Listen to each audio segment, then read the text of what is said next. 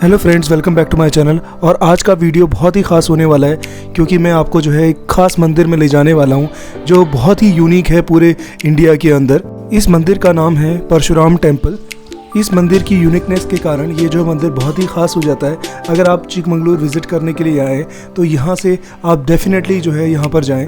यह इसके पास में करीब 4 किलोमीटर के डिस्टेंस पे हीरा मंगलूर में परशुराम टेम्पल के नाम से ये फेमस है। आप वहाँ जाके इसको विज़िट कर सकते हैं। और अगर आप बेंगलोर से यहाँ पर विज़िट करना चाहते हैं तो बेंगलोर से यहाँ की दूरी करीब 250 किलोमीटर की है। यह टेम्पल बहुत ही ओल्ड टेम्पल है जो कि बहुत सारे स्टेजेस में मिलकर बना है। ऐसा माना जाता है कि 9 सिद्ध ऋषियों ने यहाँ पर तपस्या की थी, जिससे कि यहाँ का जो तालाब है उसे सिद्ध पुष्करनी कहा जाता है। भगवान परशुराम जो कि भगवान विष्णु के अवतार माने जाते हैं, ऐसा माना जाता है कि वो यहाँ पर कुछ समय के लिए रुके थे, इसीलिए इस गांव का नाम भार्गवपुरी भी कहा जाता है। जैसे कि मैंने वीडियो के स्टार्ट में ही बताया था कि यह टेम्पल जो है बहुत सारे स्टेजेस में बना है। अगर इसका आर्किटेक्चर की बात की जाए तो इसका गर्भगृह और सुखांसी जो है होयसला स्टाइल में बना हुआ है और मंदिर का जो बाकी का हिस्सा है वो द्राविड़ियन स्टाइल में बना हुआ है। और अगर इसके तीसरे हिस्से की बात की जाए जहाँ पर नवग्रह और मुख्य मंडप बने हैं, वो बाद के टाइम में बनाए गए हैं। जैसे आप मंदिर के पास पहुँचते हैं तो आपको परशुराम और रामा की एक मूर्ति शुरुआत में ही गेट पे नज़र आती है। वैसे तो इसे परशुराम टेम्पल कहा जाता है, लेकिन इस मंदिर में परशुराम जी की मूर्ति नहीं है। परशुराम जी की मूर्ति बाहर है। मंदिर के अंदर भगवान श्री राम की मूर्ति यहाँ पर बनाई हुई है। इसके पीछे का तर्क ये है कि हम उन्हीं भगवानों की पूजा करते हैं जिन भगवानों से हमें उनकी जो कैरेक्टरिस्टिक्स है, उनकी जो खूबियाँ हैं, वो हमें मिलती है। अगर हम भगवान परशुराम की पूजा करते हैं तो भगवान परशुराम से हमें जो है क्रोध और बहुत ज़्यादा ताकत मिलेगी, जो कि अपने में ही एक बहुत ही ख़तरनाक कॉम्बिनेशन है। इसीलिए वहाँ पर भगवान परशुराम के बदले भगवान राम की मूर्ति को लगाया गया है। बहुत ही खूबसूरत गोपुरम के साथ जो है हम लोगों ने मंदिर में एंट्री की। मैंने यहाँ पर पंडित जी से रिक्वेस्ट किया कि क्या मैं यहाँ पर पिक्चर्स ले सकता हूँ, सो ही अलाउड अस। इसीलिए मैं यहाँ का आपको वीडियो दिखा पा रहा हूँ।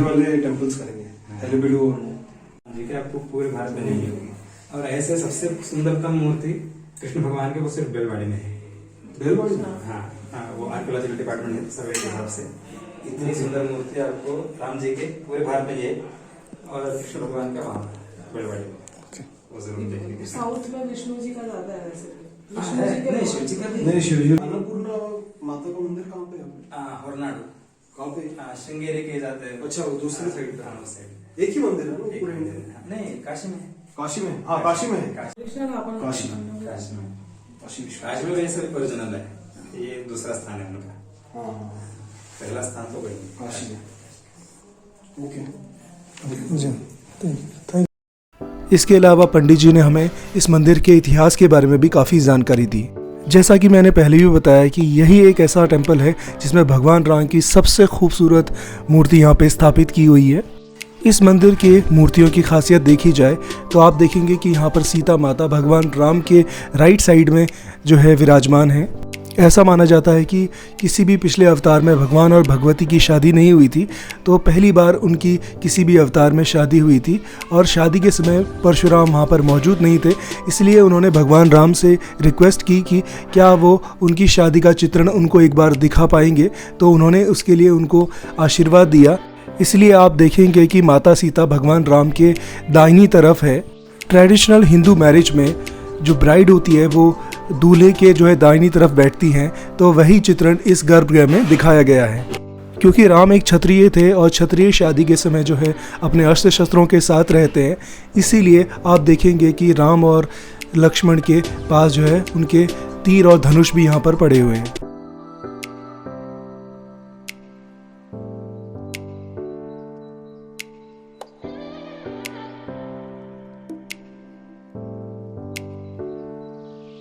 भगवान राम के धनुष को कोडांडा भी कहते हैं, इसीलिए इस मंदिर का नाम जो है कोडांड रामा टेम्पल भी कहा जाता है। इस मंदिर के परिसर में आप छोटे छोटे बहुत सारे दूसरे मंदिर भी देख सकते हैं जो दूसरे भगवानों के हैं, जिसमें योग नरसिम्हा, कृष्णा और दूसरे भगवानों के छोटे छोटे टेम्पल्स बनाए हुए हैं। इसके अलावा अगर आप गर्भगृह और सुखांसी की दीवारों, बाहरी दीवारों को देखेंगे तो उसमें आप देखेंगे कि भगवान विष्णु के दशा अवतार और दूसरे भगवानों की भी मूर्तियाँ वहाँ पर बनी हुई हैं।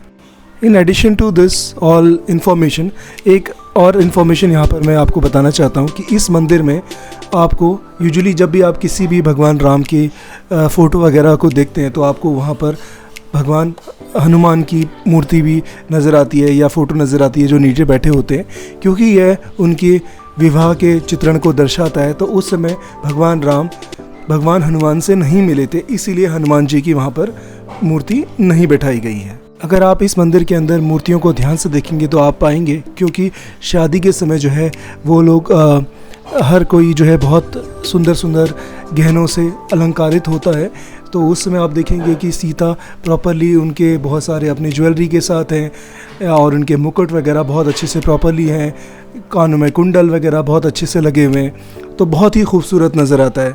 इसीलिए यह राम टेम्पल जो है वन ऑफ द सबसे बेस्ट खूबसूरत टेम्पल है पूरे इंडिया में।